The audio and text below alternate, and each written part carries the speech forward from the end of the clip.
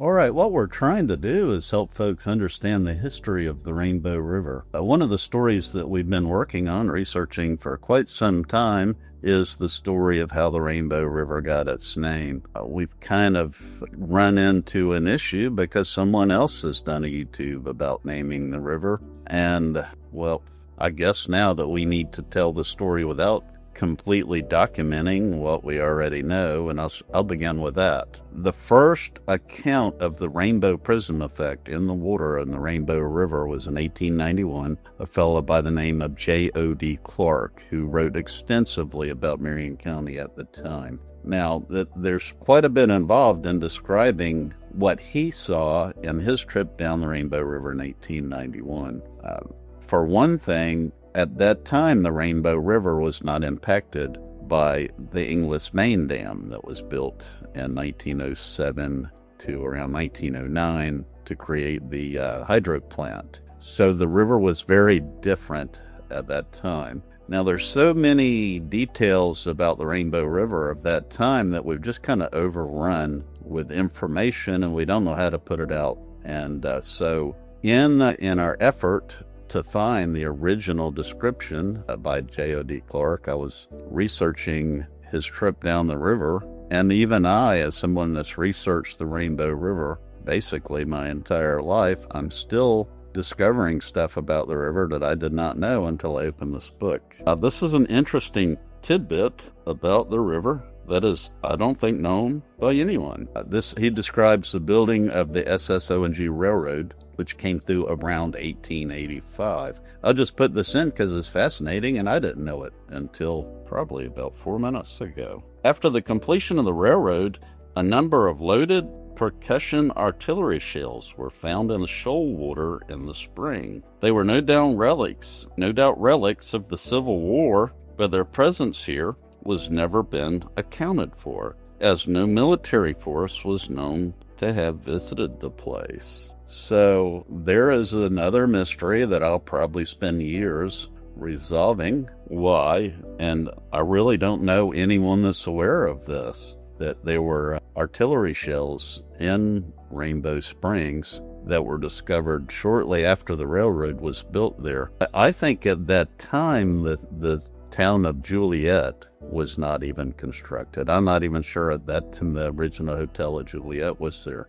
Now, I'll just delve right into this, making this up on the fly. I can suggest an idea why artillery shells may have been there. During the Second Seminole War, there was a crossing of the Rainbow River further downstream at what the locals now call the Rapids. I believe there was also a road that the soldiers traveled that went around the head springs. Not far from Rainbow Springs is a pond that we refer to as Lead Pond. A local legend has it the soldiers were attacked there, ambushed by the Seminoles, and they had dumped their ammunition into Lead Pond to keep it being captured from the Seminoles. There may be some reasoning to believe that if there was artillery shells in Rainbow Springs, there may have been a similar incident that happened there.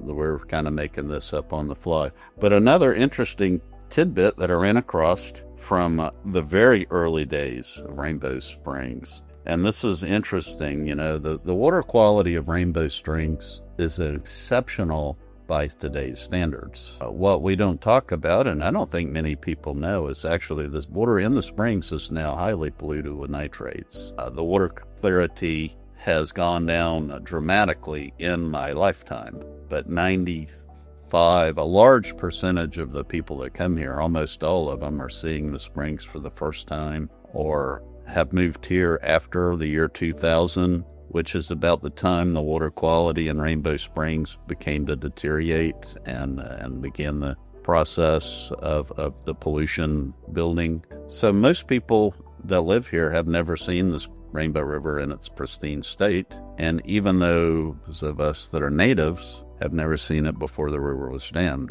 There's no one alive has ever seen the river in its pristine state, and very few written accounts remain of it. The only one that I know of is the one I'm reading. And that's why when I ran across this, I thought I would just read it because it's telling. This is again J.O.D. Clark, 1891, on his trip down the Rainbow River. A word of warning in regard to bathing.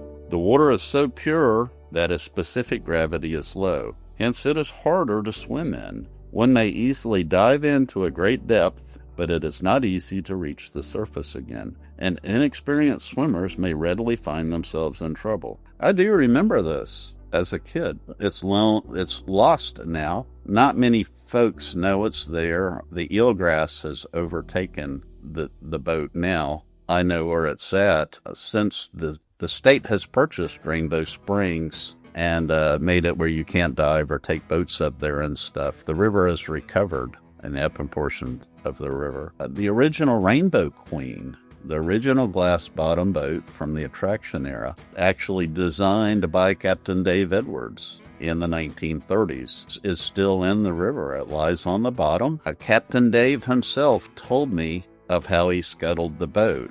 In the 1960s, when Mr. Bernanke bought the Springs, they bought in a new fleet of submarine boats, the stern-wheeler, two-story stern-wheeler boat that they brought in, the Tom Sawyer rafts. They brought in a whole entire new fleet of boats to travel in the Springs with the new attraction era of Mr. Bernanke. And whenever they did that, the old Rainbow Queen, the original, was surplus. And so, as a way to give the tourists in the submarine boat something to look at, they scuttled the original Rainbow Queen. It's still there. I doubt that very many folks know where it's at.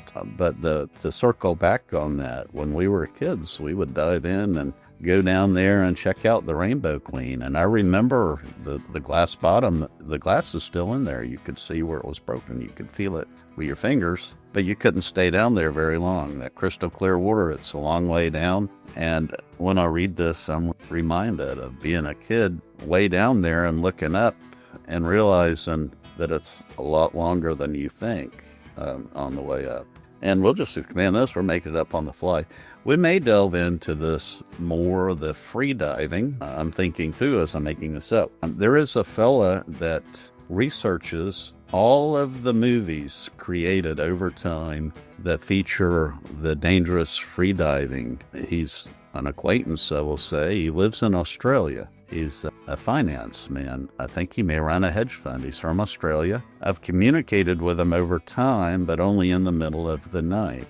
He reached out to me years ago to question about the movies created at Rainbow Springs, which were quite a number of them, particularly the Tarzan movies and underwater scenes. And so as a tangent on this, diving down and the difficulty of reaching the surface, we may delve into that and do a segment on some of the underwater scenes that were done. He shared many with me. He's probably the world's expert on movie scenes filmed free diving underwater, and one that doesn't pertain to us, but there was actually one that he shared with me quite a bit. There was a film crew. They moved into a small island. They hired some of the young fellas there that were free diving as spearfishing on the island, and I will delve into that more at a different time. That's a fascinating story, and I don't want to misspeak because there was a lot that went on there. But they moved in. They kind of overtook the small island with just the natives,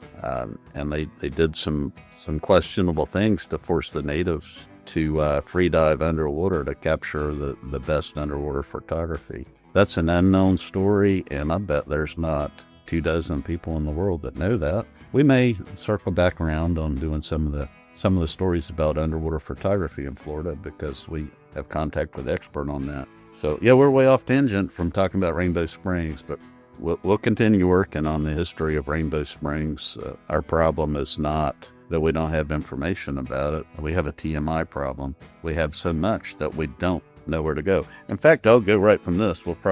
This is some more that I recovered while I was looking the naming of the springs. And this is something that I ran across. This is another story we have. This is Rosco, the pet alligator. Now, we knew the story of Rosco, and I had forgotten it till I ran across. So I was trying to gain information on how the springs got its name.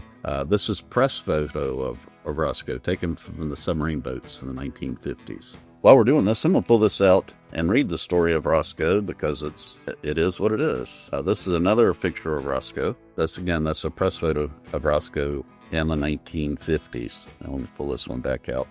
This was newsworthy of the time. Roscoe was probably seen by thousands or tens of thousands of tourists. Rainbow Springs was a major attraction going way back into the 50s. And I'll just read this. This is the news item. Fortunately for us, it's printed on the back, and I'll read it, but I'll have to read it sideways. No longer can you see Rosco through the portholes of Rainbow Springs Scenic Submarine. Rosco was the alligator, which in reputation, they misspelled it, of all known habits as Usurpians, and trained by the boat guides at the nearby tourist attraction to come when called by name. Seemingly in gratitude for the loaf of bread thrown on each trip by the guides, he, or rather she, would put on quite an exhibition of aquatic acrobats to the accompaniment of gasps of amusement and amazement, as well as much picture-taking by the passengers on the underwater boats.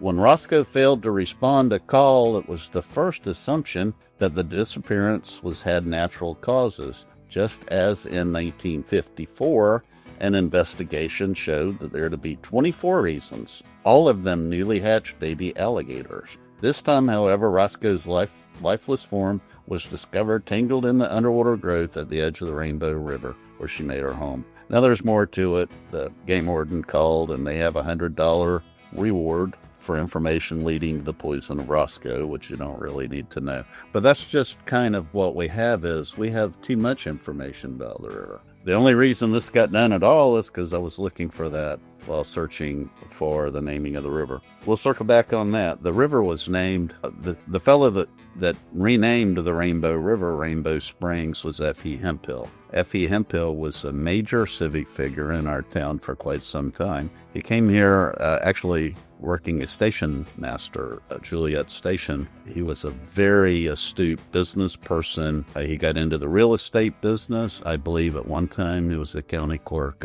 He acquired the land around the springs a little bit at a time. He partnered with a fellow named Frank Green, who was an attorney in Ocala that provided the legal services and I suspect a lot of the funding to get it done. Mr. Hemphill was a very well-respected man.